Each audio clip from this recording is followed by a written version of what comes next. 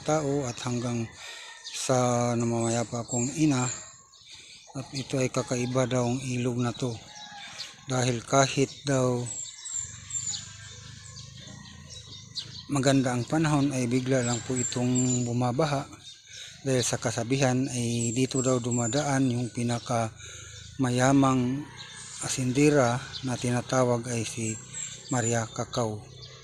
Hanggang sa kasalukuyan po ay meron ding mga bagong henerasyon na minsan ay makakakita ng kakaiba sa ilog na to at nagsasabi na mayroon daw talagang dumadaan na dambuhalang barko.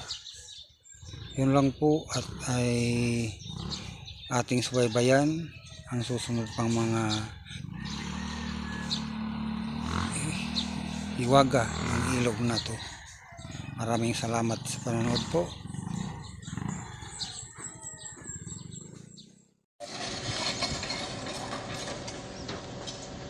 Guys, mao ni ang taytayan nga gitrabaho karon sa atong mga opisyales sa barangay. Mga giandam nila para nga sa iting baha ang mga tao di lisod pag labang sa ilang sakyanan.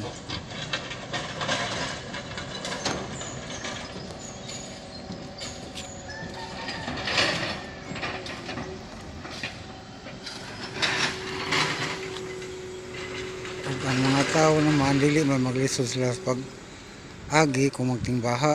Ang problema lang kay ang mga sakyanan dili makalabang kung dako ang baha. Ang mga tao makagira kay naamay footbridge dire.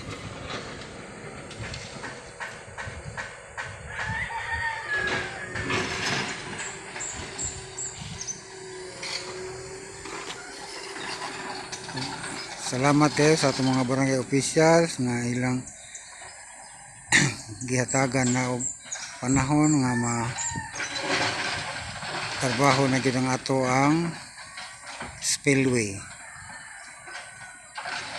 Daghang salamat kaninyo sa atong mga opisyalis barangay Saklupan. Padayon na ang inyong mga maayong trabaho ug ikalipay kini dako sa taga Manggilamon. Daghang salamat.